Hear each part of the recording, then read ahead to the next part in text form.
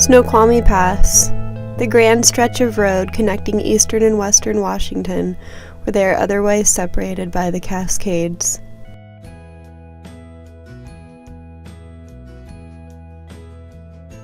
The road was not always so accessible. To this day, it gives engineers, geologists, and environmentalists alike qualms of investigation.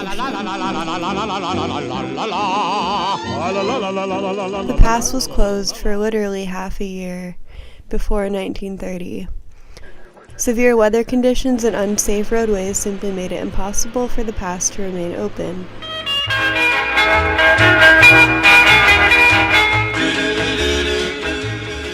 On one fortunate day back in the 1950s, President Eisenhower stamped his John Doe onto the Federal Aid Highway Act of 1956. This begot a nationwide construction of interstate highways, indirectly providing Washington state with the means to complete the last legs of road construction for the I-90 through Snoqualmie Pass. With constructing the I-90 through Snoqualmie Pass, engineering challenges that popped up and stoppered progress ran the gamut of possibility. From topological factors to geological factors to Washington ecological connectivity commitments to not dividing natural habitats, and of course, weather-related factors, construction completion took many years. Snoqualmie Pass is a 50-kilometer-long section of highway nestled within the Central Cascades that leads between Seattle and Ellensburg. As we have studied this quarter, the Cascade Range is located 200 kilometers inland from the Cascadia subduction zone. The movement of the Juan de Fuca Plate sliding underneath the North American Plate has created these mountains. Although these mountains look like a consistent chain of dramatic slopes and snow-capped peaks, geologists believe that erosion after the uplift of the mountains has decreased the visible distinction between the northern and southern Cascades. Instead, the division lies within the geology of Snoqualmie Pass. The geology of Snoqualmie Pass indicates a natural break in the mountain chain and is the crossroads for different geologic features. Essentially, the pass separates the northern from the southern parts of the Cascade Range. Metamorphic and intrusive rocks are exposed north of the pass, whereas volcanic and sedimentary rocks are exposed to the south. Additionally, the southwestern flank of the Cascades are covered by the Columbia River basalt, compared to the northwestern flank where there is very little basalt. This has led geologists to conclude that the northern Cascades were a barrier to the western movement of the basalt floods. Given this natural separation, it makes sense to build a road through this area. Although Snoqualmie Pass is physically one of the more accessible arteries of the Cascades, the specific geology of the pass still presents challenges to building I-90. The first 9.7 kilometers of the projected I-90 project, that's about 6 miles, squeezes between steep mountain slopes on one side and the shores of the Keechless Lake on the other. If you remember from our field trips, we drove right along the edge of this reservoir, right next to a very dramatic and treacherous-looking slope. The mountainous slope is made up of volcanic bedrock, mostly igneous basalt rock, that exists at varying depths and is subject to deep fissures and cracks with weakened slip planes. This means the area is at high risk for mass rock movement, and that rock could dangerously break off the mountainsides and fall. Throw in the climate factor of a high annual precipitation rate and the freeze-thaw conditions of the area, and these slopes become even more susceptible to landslides, debris flows, and avalanches.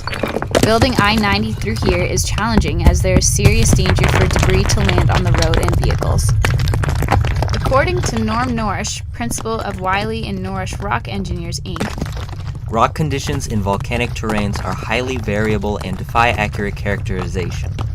In this area, where some slopes attain vertical heights exceeding 36 meters, that's 120 feet, the new alignment could be in jeopardy if faults, flow boundaries, ash layers, weak rock masses, thick marginally stable soils, or other unstable geological conditions are present.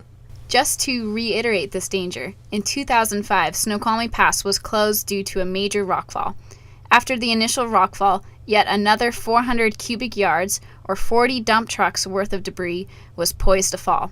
As a result, the Department of Transportation bolted a 160-foot-long, 12-foot-high steel mesh fence to the pavement to catch the falling rock. However, despite the danger, the pressure from estimated increase in traffic has influenced Washington State Department of Transportation, or WSDOT, to add a lane in either direction to increase capacity. Realignment and widening this interstate to this degree, 6 lanes, led WSDOT engineers and contractors to consider the effects these additional rock cuts into previously unstable fracture plains or weak rock zones might have on this already perilous corridor.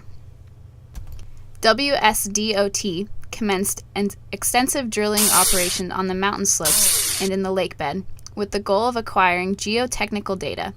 These operations indicated that some projected areas contained stable rock and favorable sediment, while others were made up of soft, fragile rock and liquefiable soil. This challenge is not entirely unique because liquefiable soil is pretty much a global factor that leads to unstable structure foundations. Essentially, WSDOT determined that in order to build a safe roadway, they must improve the liquefaction-susceptible soils.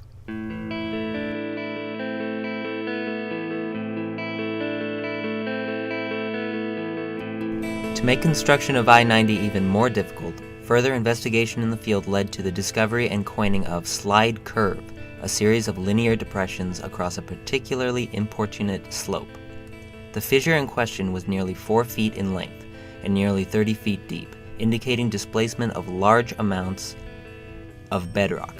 Resourceful engineers then decided to raise the westbound roadway grade by up to 50 feet above the previously set grade, a feat that will hopefully simultaneously decrease the size of effort required to cut the slopes and support the pre-existing quasi-stable slopes. The first 5 miles, that's 8 kilometers, of the I-90 project extending from Hyack to the Kitchulus Dam is projected to be completed by 2015. Completion of the remaining 10 miles, 16.1 kilometers, extending from Kitchulus Dam to Eason is contingent upon the presentation of more funding, estimated to cost between $700 and $800 million, and estimated to take anywhere between 7 and 15 years.